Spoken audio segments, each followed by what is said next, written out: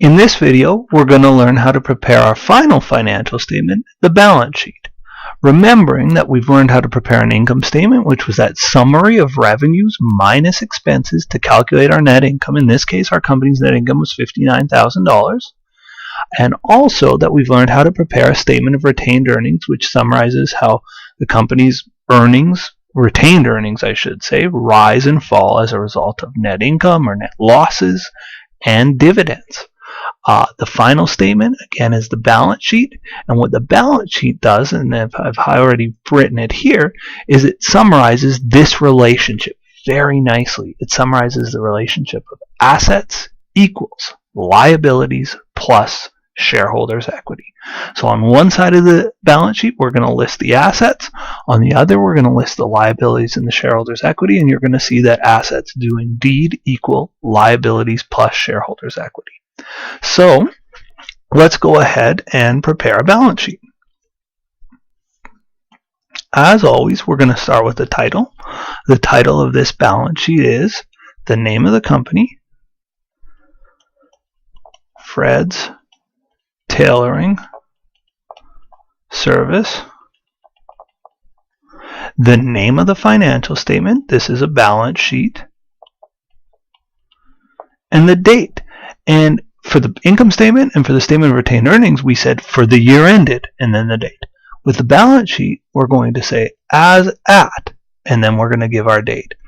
I'll explain why the balance sheet's a little bit different, and I'll do it in the next video or maybe the video after. Right now, we're going to be worried about preparing the balance sheet, and it's important to know that it is different. If your instructor is anything like me, they'll take away marks if you give this title wrong. Titles matter, formats matter, the way the financial statements look matter. Okay, so as we said, this is the summary of assets, liabilities, and shareholders' equity. So the way I lay it out is a little bit different from most instructors in most textbooks. I make the students list all the assets out on the left-hand side of the balance sheet, all the liabilities, and shareholders' equity accounts are going to go on the right.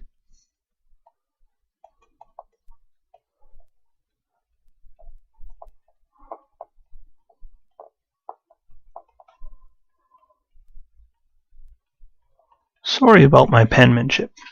Okay, so let's start with our assets. I'm going to go back to the original question, and I've actually gone to the liberty of highlighting the assets in red. So you can see accounts receivable, computers, cash, sewing machines are all of our assets as we identified way back a couple of videos ago. So, when we're writing out our assets, the order matters, and the fact that we've classified them as current or long-term also matters. We're preparing what's called a classified balance sheet, and that means we're going to distinguish between current assets and the long-term, or in this case, their capital assets. So let's list out our current assets, and then we'll list out our capital assets. But it's not just enough to list them in any random order. We have to list our assets and our liabilities in order of liquidity, and that means what's most likely to be used up first, or in the case of liabilities, which bill is going to be paid the soonest. So when I look at my assets, cash always comes first. Cash is absolutely the most liquid of assets. Then we've got accounts receivable, computers, and sewing machines.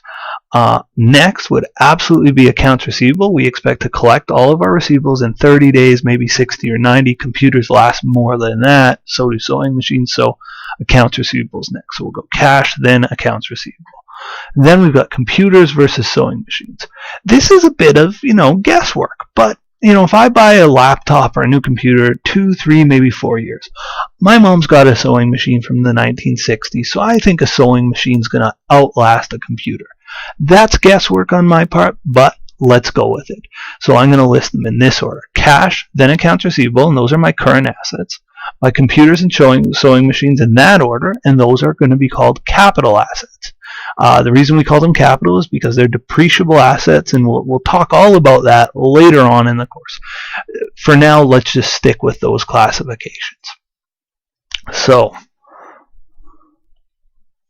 under assets, we have current assets, And we've got under that cash and accounts receivable. That should be lowercase. Let me just redo that. And our cash was 133 and our accounts receivable was 2. So let's fill that in. Cash was $133,000. Accounts receivable is $2,000. So 133 plus 2 is 135. You'll notice here, and again, your instructor might be a little different about how they want you to format things, but I would get my class to sort of list things on the left and total on the right, just as we did in the income statement. If I only had one current asset, I would write it on the right-hand side. So you can see that there's kind of 2 columns here. So our total current assets, and a lot of times instructors don't even get you to write this. I do, but again, this is very stylistic. There's different options here. 133 plus 2 is 135. That's our total current assets. We also said we have capital assets. Oops. And first is our computer, and next is going to be our sewing machine. So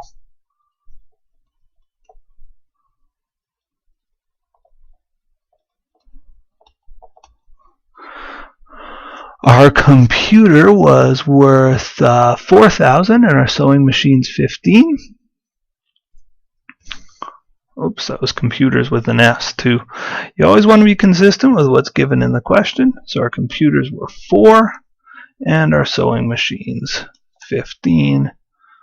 4 plus 15 is 19.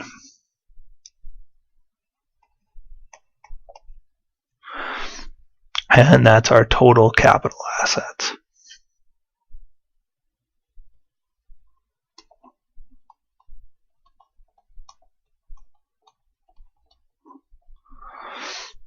So our grand total for assets, 135 plus 19, our grand total is $154,000. That's our total assets. And we're on track. I shouldn't be capitalizing any of these, and I'm sorry I am. It's a bad habit. These should all be lowercase if we want to get technical here. The first letter of the line is capital, then after that everything else is lowercase. Okay, so we've summarized our assets. Because we got to the bottom line of total assets, we underline twice. Now moving over to liabilities. We've got a current liability, and we've got 2 current liabilities. We've got no long-term liabilities. I'll make those green. Here they are in kind of a greenish color there. So again, I know it's a bit of a rainbow. I think probably I can do without any color from now on. We've got short-term notes payable, and we've got accounts payable. A bit of guesswork here. Generally speaking, accounts payable comes first. If we have any like bank demand loans, they might come even before that. But accounts payable is often going to be the first current liability. Then we'll go with short-term notes payable. Again, order matters, and that's order of liquidity. So let's go under our liabilities, and we'll have our current liabilities. Now I better be careful how I write because I want to fit it all in here. And we have accounts payable, and we have, I'm going to abbreviate. You probably shouldn't be abbreviating, but I'm just worried about space. So accounts payable were 1,000, short-term notes payable were 3. So we've got accounts payable of 1,000, short-term notes payable of 3, for a total there of 4. I'm squeezing quite tight here. So our total liabilities Now, interestingly, this is not just our total current liabilities, it's our total liabilities overall. So I don't have to write total current and then total liabilities. If the titles are redundant, just write the main one. And in this case, our total liabilities are $4,000. On to shareholders' equity, and then we'll be done here. Under shareholders' equity, we just have two accounts to list. We have common shares, and we have retained earnings.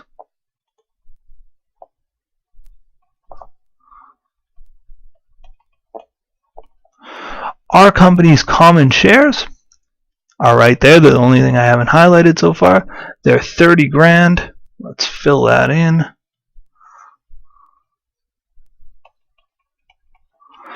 And our company's retained earnings, when I look on here, it says retained earnings March 1st, 104,000. I don't want to use that. I want retained earnings as at February 28th, my fiscal year end. Where am I going to find that? On my statement of retained earnings, the statement we just prepared a moment ago. You can see the retained earnings there at the bottom are $120,000. Let's fill that number in, and then we're all set. So I'm just going to give myself a little bit more real estate here. My total shareholders equity, I'm going to abbreviate that as SE for space purposes here. 30 plus 120 is $150,000. And now I have a grand total, and it's going to be total liabilities and shareholders equity. Again, I know my penmanship leaves a lot to be desired, but you can see the total liabilities there are 4. The total shareholders equity is 150. 4 plus 150 is 154. Double underline it as it's a bottom line. Now, again, dollar signs, generally speaking, top of every column, bottom line of every financial statement. There's some other rules here. Generally, under the new heading of capital assets, we'll have to have a dollar sign as well. But I would say rule of thumb, top of any column, bottom line of any financial statement, and you'll be certainly on the right track. Okay, I'm going to zoom out a little bit. Here's why I love accounting. Here's why accounting's the best subject you'll ever have. We went through this whole big problem. We prepared an income statement, a statement of retained earnings, and a balance sheet. And at the end of it, we know we must have done a pretty good job because our balance sheet balances. You know, I write an English essay, and I write an essay for 20 pages, and I think I've done a brilliant job. You know what? The instructor might think it was terrible. At the end of the balance sheet, if it balances and it balances to the correct number, your instructor is going to mark it right. You're going to get most of the marks, if not all of the marks. So the sun is shining, the birds are singing. We should be feeling very good about ourselves right now. Our balance sheet balances. We're going to talk more about some of the details of each of the financial statements and a bit of analysis in the next video.